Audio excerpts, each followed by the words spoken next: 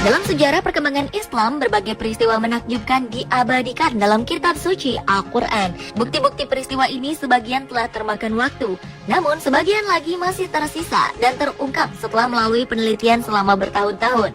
Dari beberapa peninggalan yang masih ada, kiranya jejak-jejak Islam yang tertoreh di alam selayaknya menjadi pengingat kita semua agar senantiasa meningkatkan iman dan takwa kepada Allah Subhanahu wa Ta'ala. Dan inilah 7 jejak Islam di alam versi on the spot.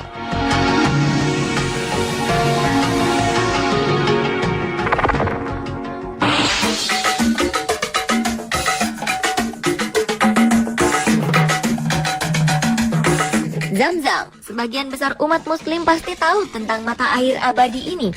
Zam-Zam merupakan sumur mata air yang terletak di kawasan Masjidil Haram sebelah tenggara Ka'bah. Mata air ini memiliki kedalaman 42 meter. Menurut riwayat, mata air Zam-Zam ditemukan pertama kali oleh Siti Hajar, istri Nabi Ibrahim alaihi salam, setelah berlari di antara Bukit Syafa dan Bukit Marwah atas petunjuk malaikat Jibril. Ketika itu, putra Siti Hajar, Ismail alaihi salam, mengalami kehausan di tengah padang pasir, sedangkan persediaan air tidak ada. Saat perbekalan habis, Siti Hajar mencari bantuan. Ia meninggalkan bayinya di tanah yang sekarang menjadi sumur Zam-Zam.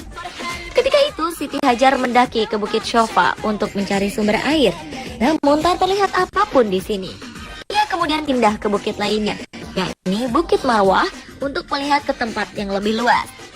Tetapi dari bukit ini pun tak tampak apa yang dicarinya, sehingga ia terus bolak-balik sambil berlari di atas panasnya pasir gurun hingga 7 kali. Saat ia kembali ke Ismail alaihi salam, ia melihat air telah memancar dari tanah di dekat kaki bayi yang sedang menangis itu. Umat Islam percaya jika Allah telah mengutus malaikat Jibril untuk memunculkan air di sana. Zam-Zam, yang berarti berhentilah mengalir, adalah ungkapan yang diucapkan berulang-ulang oleh Siti Hajar saat berupaya menampung air itu. Dari hasil penelitian dilaporkan bahwa kedalaman sumur Zam-Zam adalah 30,5 meter. 17,5 meter terdiri dari bebatuan granit. Salah satu kelebihan air Zam-Zam adalah memiliki kandungan mineral, khususnya fluoride yang lebih tinggi. Bagi manusia, kadar fluoride yang tinggi dalam air minum bisa memberikan berbagai manfaat, khususnya untuk menjaga kesehatan gigi dan mulut.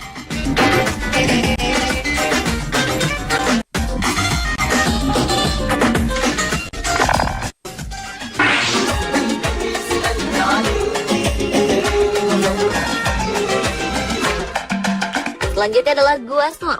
Gua ini terletak di Bukit Sur, tepatnya di sebelah selatan Masjidil Haram sejauh 4 km.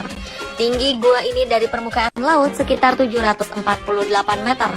Gua Sur merupakan bebatuan keras berbentuk seperti perahu terbalik. Tinggi gua ini sekitar 1,25 meter, sedangkan panjang dan lebarnya 3,5 kali 3,5 meter. Gua ini memiliki 2 pintu, satu pintu dari sebelah barat tempat dahulu Rasulullah Shallallahu Alaihi Wasallam pernah memasukinya. Gua Sur adalah tempat di mana Nabi Muhammad Shallallahu Alaihi Wasallam beserta sahabatnya Abu Bakar radhiyallahu anhu pernah bersembunyi dari kaum Quraisy yang berniat membunuh Nabi ketika hendak berhijrah.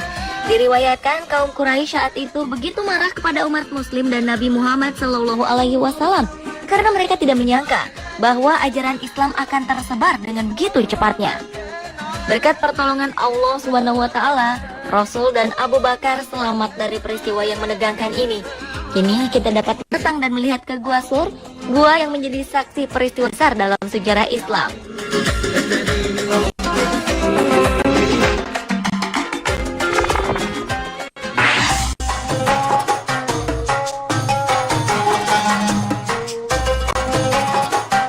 Cerita tentang Bahtera Nabi Nuh menjadi perbincangan di kalangan awam, arkeolog, dan sejarawan dunia. Sejumlah peneliti menemukan bukti-bukti valid tentang keberadaan kapal Nuh. Melalui penelitian selama beratus-ratus tahun, salah satu situs yang dipercaya sebagai jejak peninggalan kapal tersebut terletak di pegunungan Ararat, Turki, berdekatan dengan perbatasan Iran. Diperkirakan, ukuran perahu itu memiliki luas 2.300 meter dengan panjang sekitar 152 meter, lebar 25 meter, dan tinggi 15 meter. Para peneliti ini pun berhasil masuk ke dalam bahtera ini dan mengambil foto dari beberapa spesimen. Spesimen yang mereka ambil berusia 4.800 tahun dan sangat cocok dengan apa yang digambarkan dalam sejarah. Dikisahkan dalam Al-Quran, Nabi telah berdakwah selama puluhan tahun, tetapi umatnya tidak mau mengikuti ajarannya dan tetap menyembah berhala.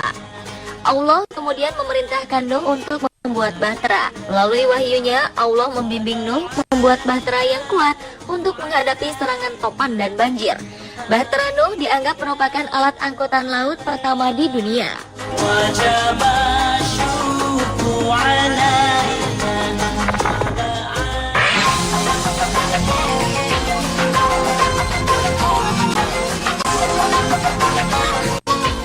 Satu tempat yang tak pernah sepi dari kunjungan para jamaah haji. Tempat ini bernama Jabal Rahmah, satu gunung yang disebut-sebut punya kisah pertemuan Adam dan Hawa. Bahkan terdapat monumen yang menandakan romantisme keduanya. Jabal Rahmah berada di tepi Arafah, suatu kawasan di bagian timur di luar kota Mekah. Rahmah memiliki arti kasih sayang. Nama ini diambil dari suatu kisah yang diyakini oleh umat muslim, yaitu pertemuan antara Adam dan Hawa. Ketika Adam dan Hawa diturunkan ke bumi oleh Allah Subhanahu wa Ta'ala, mereka terpisah. Hingga akhirnya kedua manusia pertama di muka bumi ini bertemu di Jabal Rahmah. Untuk mengenangnya, di atas Jabal Rahmah terdapat suatu tugu persegi 4 yang terbuat dari beton dengan lebar 1,8 meter dan tinggi 8 meter. Masyarakat setempat percaya lokasi bertemunya Adam dan Hawa persis di titik tugu ini.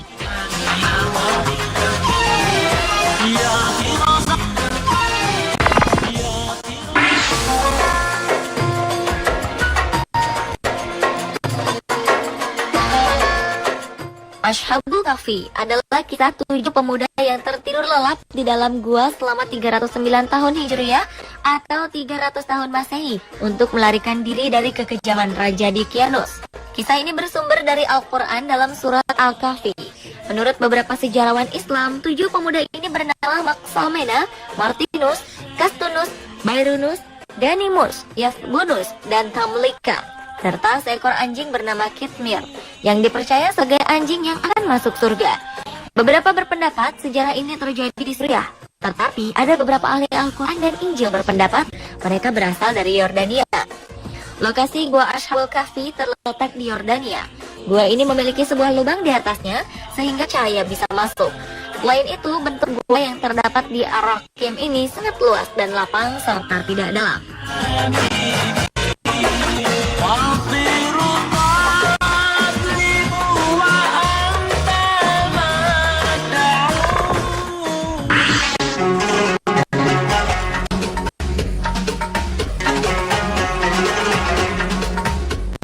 Pada akhir 1988, seorang arkeolog bernama Ron Wyatt menyatakan bahwa dirinya telah menemukan beberapa bangkai roda kereta tempur kuno di dasar Laut Merah.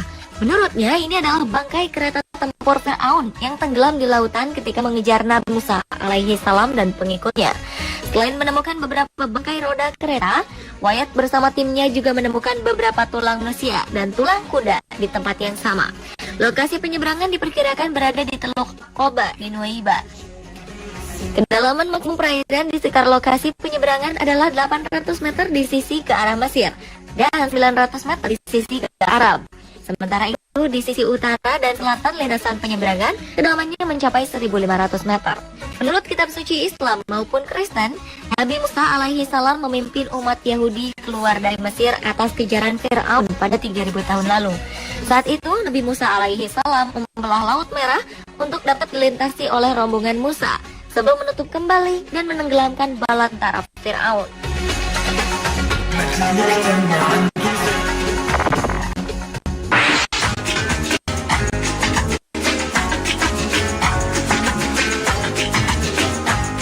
Dalam berbagai penelitian, peristiwa atau lokasi kejadian di azabnya umat Lut alaihi salam ini adalah di kota Sodom, di daerah yang sekarang dikenal dengan nama Laut Mati atau di Danau Lut, yang terletak di perbatasan antara Israel dan Yordania.